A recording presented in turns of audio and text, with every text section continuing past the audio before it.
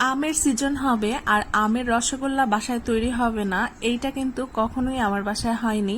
আমের সিজন মানে আমের রসগোল্লা আমার বাসায় তৈরি হয়, একদম সুপার সফট নরম তুলতুলে, একদম তুলার মতো নরম তুলতুলে, আর রসের টইটুম্বর অবস্থায় এইরকম একটা আমের রসগোল্লা, স্পঞ্জ রসগোল্লা মিষ্টি শেয়ার করছি আপনাদের সাথে। এখানে আমি 300 গ্রাম ছানা আগেই কেটে রেখেছিলাম। আপনারা নষ্ট দুধ যদি হয়ে যায় সেটা থেকেও ছানা নিতে পারেন, অথবা ভালো দুধের মধ্যে কিছুটা ভিনেগার দিয়েও দুধটা ফাটিয়ে এইভাবে ছানা তৈরি করে নিতে পারেন। ছানাটা আমি অনেকক্ষণ পর্যন্ত একটা স্ট্রেইনারে রেখে দিয়েছিলাম, সম্পূর্ণ পানি ঝরে যাওয়ার পর আমি এই পাত্রের মধ্যে নিয়ে নিয়েছি।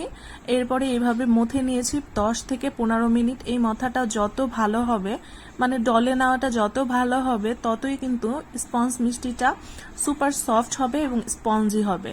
এরপরে আমি কিছুটা গ্রিন কালার ফুড কালার দিয়ে নিয়েছি, দিয়ে আবারও মথে নিয়েছি।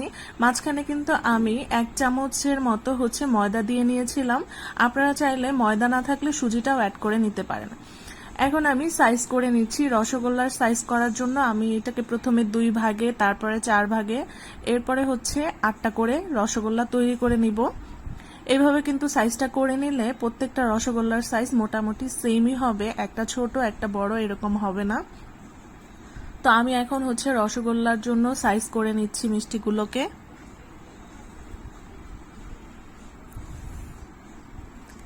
মিষ্টিগুলোকে এরকম করে ভাগ করে নেওয়ার পরে আমি সুন্দর করে গোল গোল করে শেপ করে নিয়েছি।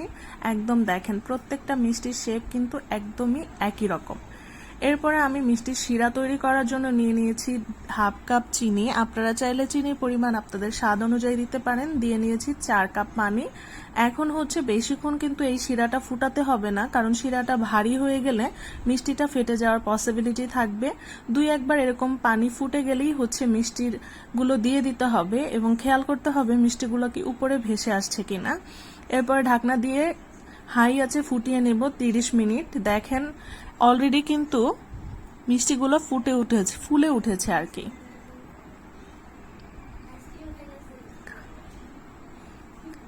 আমি ঢাকনা খুলে আবার কিছুটা নাড়াচাড়া করে দিলাম। এরপরে 30 মিনিট হওয়ার পরে আমি কাঁচা আমগুলো এখানে অ্যাড করে দিচ্ছি।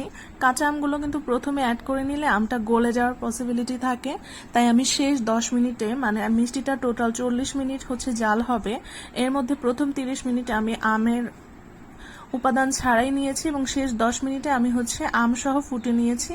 এরপরে চুলা অফ করে আমি সারা রাত নর্মাল ফ্রিজে রেখে দিয়েছিলাম। দেখেন এখন রসগোল্লার কালারটাও কিন্তু অনেক বেশি সুন্দর হয়ে গিয়েছে, আর একদম রসে ভরা টইটুম্বুর, মুখে দিলেই একদম নরম তুলতুলে, এত মজার।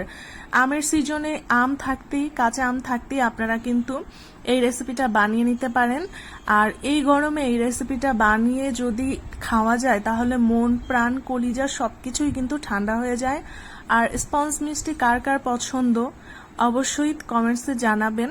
আর যদি রেসিপিটা ভালো লাগে তাহলে আপনাদের টাইমলাইনে শেয়ার করে দিবেন আর আমার চ্যানেলটাকে সাবস্ক্রাইব করে দিবেন। ধন্যবাদ। আল্লাহ হাফেজ।